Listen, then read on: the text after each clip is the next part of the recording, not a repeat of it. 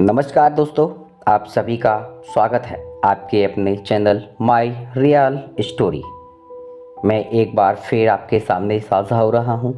मैं आपका अपना दोस्त प्रेम चौहान, एक बेहतरीन स्टोरी के साथ। एक बार की बात है, एक बार एक अध्यापक अपने संपन्न परिवार के शिष्य के साथ कहीं जा रहे थे। तो वहाँ पर शिष्य ने कुछ मजाक करने की सोची, क्योंकि उसे रास्ते में किसी गरीब मजदूर के जूते दिखाई दिए। उसने अध्यापक से कहा, गुरुजी, अगर हम इन जूतों को छिपा दें तो कितना मजा आएगा। देखते हैं कि मजदूर पर इसका क्या असर पड़ता है। जरा ध्यान से सुनिएगा और सोचिएगा, आखिर क्या यह सब सही है या गलत। कहानी में किस तरीके से रुझान आ रहा है, कहानी आपको अच्छी लगी या नहीं, क्या कमियां हैं, आप उन्हें हमारे कमेंट बॉक्स में बता सकते हैं। बस आपसे विनम्र निवेदन है कि आप कृपया कहानी को ध्यान से सुनिएगा। इस शॉर्ट स्टोरी में आपको मैं इस कहानी के माध्यम से बहुत कुछ बताना चाहता हूँ। जब शिष्य ने गुरु से कहा कि देखते हैं कि इस मजाक का इस गरीब पर क्या असर पड़ेगा, तब गुरु उसको मजाक को न करने की बात करते हैं। लेकिन गुरुजी ने कहा कि यह नहीं, गरीब इंसान के साथ इस तरह का भद्दा मजाक करना ठीक नहीं है। गुरुजी ने उस अपने शिष्य से कहा, शिष्य, क्यों ना हम इसके जूतों में कुछ सिक्के डाल दें और देखते हैं इसका भी इस गरीब पर क्या प्रभाव पड़ता है। उन्होंने ऐसा ही किया। जैसे ही मजदूर अपना काम करके वापस लौटा और उसने एक पांव अपने जूते में डाला तो उसे कुछ कठोर सा महसूस हुआ। उसने हाथ डालकर देखा तो उसमें कुछ सिक्के दिखाई दिए। वह थोड़ा आश्चर्य में पड़ गया। आसपास किसी को देखा तो कोई दिखाई नहीं दिया। वापस उसने दूसरा पैर दूसरे जूते में डाला तो उसे फिर से वही कुछ सिक्के दिखाई दिए।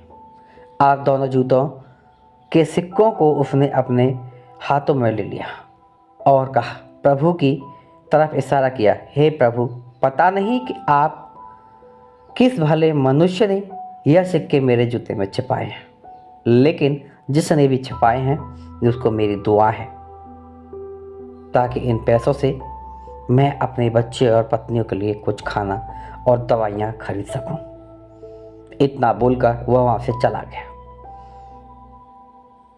इस बात को शिष्य और अध्यापक दोनों सुन रहे थे। अब अध्यापक ने शिष्य से पूछा कि अब तुम मुझे बताओ कि तुम्हें कैसा महसूस हुआ, तुम्हारी पहली मजाक या यह मेरा तरीका। हार्ट टचिंग स्टोरी है, आप इसको समझिएगा और समझकर कहानी का सारांश क्या है आप मुझे बताइएगा मेरे कमेंट बॉक्स में। और आपके पास यदि कोई भी कहानियां हैं आप मुझे कमेंट करके दे सकते हैं, मैं खुद आपके नाम से उसे फिर पब्लिश करूँगा। बढ़ते हैं कहानी की तरफ। तो उसने कहा कि गुरुजी, मैं आपसे क्षमा चाहता हूँ।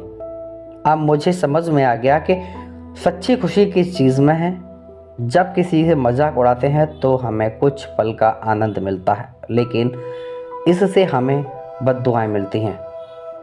लेकिन हम अगर किसी की मुश्किल परिस्थितियों में मदद करते हैं और जिसकी भी मदद करते हैं उसको भी नहीं पता है कि उसकी मदद आखिरकार किसने की है, लेकिन वह व्यक्ति अंदर ही अंदर हमें पता है कि कितनी दुआएं और कितनी मदद करने वाले इंसान के लिए खुशियों का आभास और खुशियों की एक बरसात कर देती है।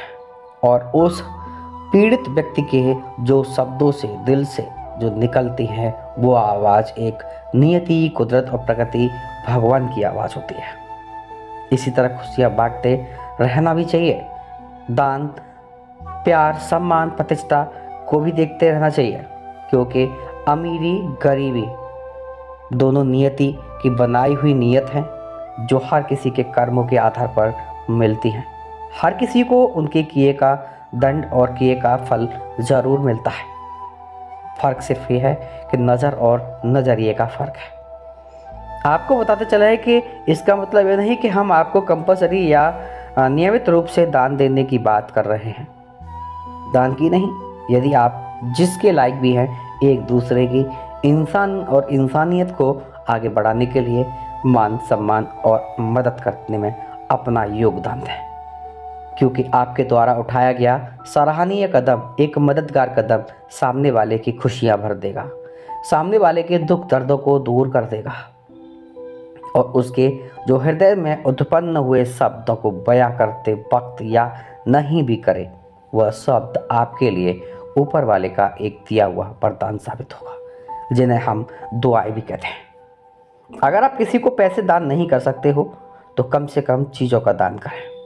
भूखे को भोजन और ज़रूरतमंद के साथ खड़े होकर उसकी उम्मीदों को सराहना दें, उसको हिम्मत दें, उसकी ज़रूरतों में उसका साथ दें, उसको समझने का प्रयास करें।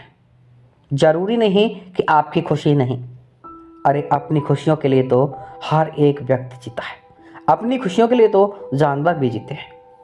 कभी अपनों की खुशियों के लिए, इंसान की खुशियों के लिए भी जी कर देखिए, आनंद की अनुभूति होगी।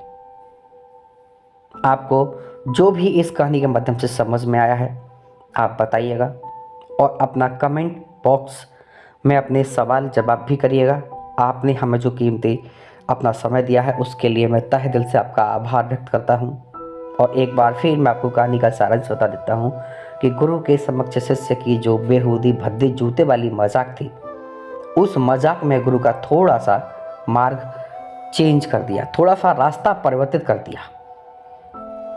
शिष्य का कहना था कि जूतों को छिपा दो और गुरु का कहना था कि जूतों में कुछ पैसे डाल दो। अब कहते हैं कि गरीब का जूता अमीर की मजाक बन गया, लेकिन कहें तो उस गरीब का जूता ही अमीर की तकदीर और गुरु के सद्मार्ग दिखाने का रास्ता बन गया। इसी के साथ मैं अपनी कहानी को समाप्त करता हूँ। आगे से फिर मिलूंगा एक नई कहानी के साथ में। आपको बताते चला कि यह सारी कहानियाँ हमारे द्वारा काल्पनिक नहीं, लगभग अधिकतर वास्तविकता पर आधारित होती हैं और हमारा कोई उद्देश्य नहीं किसी की भावनाओं को क्षतिच करने का, किसी को कष्ट पहुंचाने का, किसी के मान सम्मान प्रतिष्ठा को क्षति करने का। यदि मेरे द्वारा किसी भी प्रकार के शब्दों का गलत प्रयोग किया गया हुआ हो उसके लिए मैं क्षमा प्रार्थी हूँ। यह सारे शब्द काल्पनिक हैं और इन्हें सत्यता के आधार पर जोड़ने का प्रयास किया जा रहा है। तब तक के लिए मुझे इजाज़त दीजिए। अपना ख्याल रखिए, अपने परिवार का ख्याल रखिए। फिर मिलूंगा एक नई स्टोरी के साथ। नमस्कार।